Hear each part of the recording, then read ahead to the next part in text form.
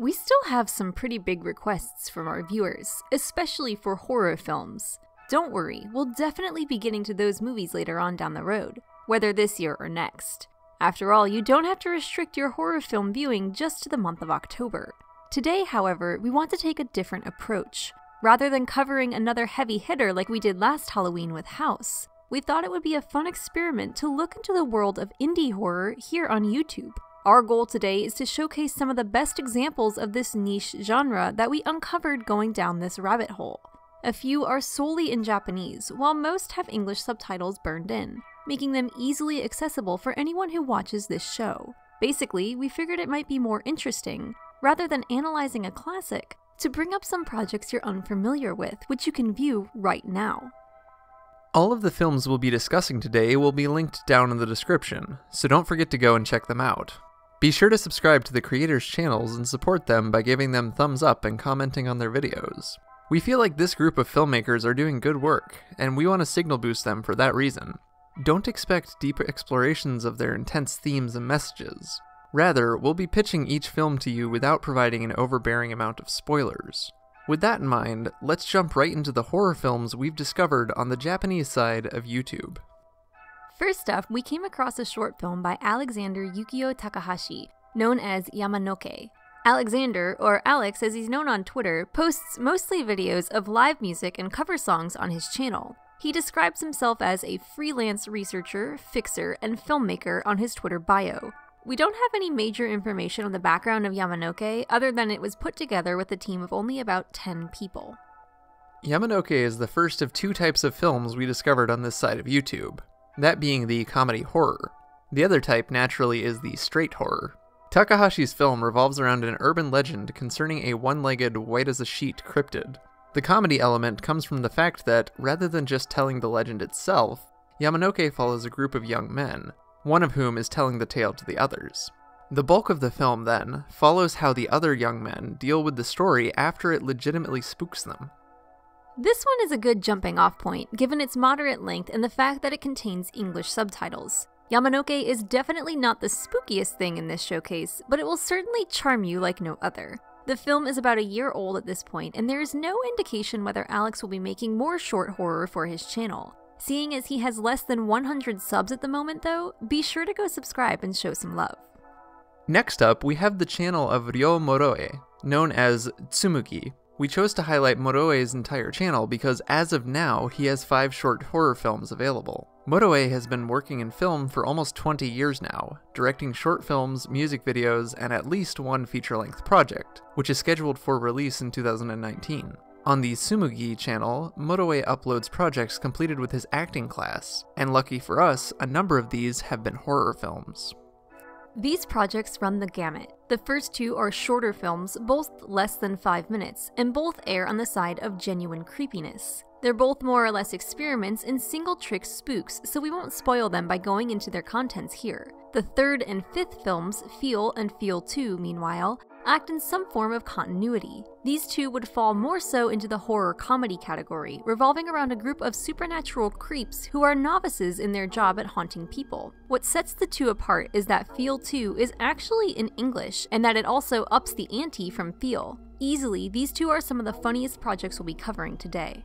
The last of the horror films on Tsumugi is Brother, which follows an attempted seance to contact a young woman's deceased brother. This one has a genuine twist or two, making it one of the more surprising projects of today. As with everything else in this video, we definitely recommend you check out Ryo Moroe's channel, and take a look for yourself at the various short horror projects he and his students have gotten up to over the years.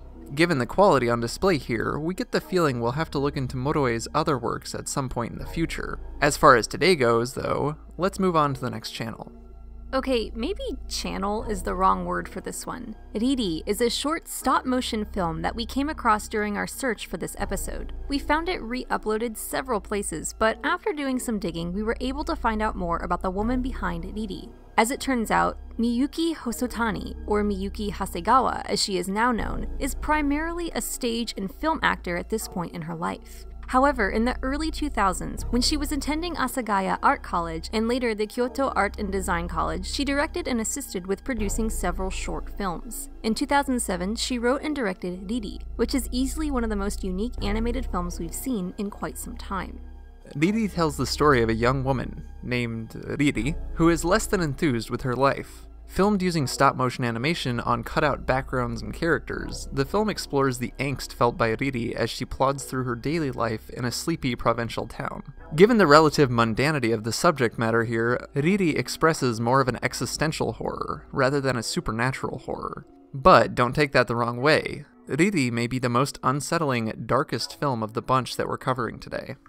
Definitely check this one out, but quickly follow it up with one of the funnier projects we've discussed. Otherwise, you're likely to be depressed on Halloween, and that's not good for anyone. Given the age of this film, some of you may have seen it already, but if you haven't, it's definitely worth your time. As we begin to wind down this list, we enter perhaps the largest project of the bunch. The specific film we're referring to here is Deformed Gecko, the baby of Shigeru Okada. Like the previous film, you'll notice right off the bat that Deformed Gecko is stop motion, though this time the medium of choice is clay rather than paper. What's more noticeable, though, is that the film is split into 5 chapters, which total about 15 minutes when put together. Deformed Gecko is truly horrific, and is sure to appease fans of body horror, as well as experimental animation. Believe it or not, though, Deformed Gecko wasn't the film that led us to Okada's work. Shigeru Okada, like most of the filmmakers we're discussing, began working on film while in college. After graduation, he turned these skills into a career, working on numerous projects over the years, mostly in animation, though not always with clay. Okada has used puppets and paper crafts as well. On his main channel, Nariomaru, he's even experimented with stop motion in 360 VR video. Truly, Okada has an eye for animation that's jaw-dropping. More pertinent to our video today, though, is Shigeru Okada's other channel. In addition to Nariomaru, Okada also maintains Nariomaru Dark Side, where he exclusively uploads horror shorts. Deformed Gecko is certainly his biggest project on this side of things, but he has also released 2 shorter projects that are worth noting. Saka Men plays out similarly to Deformed Gecko, in that they both feel like fairy tales or morality tales. Brain Blossom, meanwhile, is similar to some of Ryo Moroe's older horror projects, in that it feels more like an experiment rather than a full-fledged narrative. Again, with both of these, fans of body horror will be pleasantly surprised to come across Okada's work. Lastly, in our journey through Japanese horror YouTube, let's look at probably the largest channel of the bunch, kouichitv. kouichitv is a mostly personality-driven channel that contains a number of comedy videos. Similar to many of the popular skit comedy channels, kouichitv doesn't seem to have much of a central theme other than making you laugh. Naturally, this means that the horror films present here have some big ol' quotation marks around horror, and that's exactly why we decided to end on this note. kouichitv uploads a short horror film more or less every few months. Like most of the films we've covered today, they're almost all under 5 minutes in length. The downside with kouichitv is that no English subtitles are provided. Thankfully though, the subject matter isn't intensely big-brained, meaning that it's easy to follow along regardless of language proficiency. Either way, we highly recommend you check out these short films we linked in the description, as well as searching the horror tag on kouichitv's channel.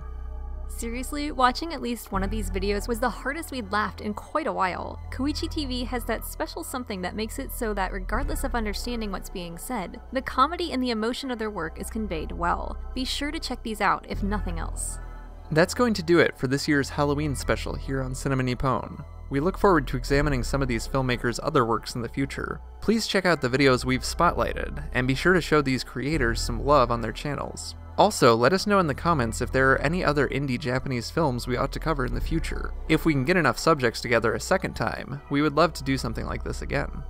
Thank you everyone for following along with our adventures this October on Cinema Nippon. It's been an interesting year, no doubt. Stay tuned next week for our latest entry into Miyazaki Mondays, and stick around for when we get to some of those other big-name horror films mentioned earlier. Thanks for joining us today on this exploration of indie Japanese horror on YouTube. Stay safe everyone, and have a happy Halloween!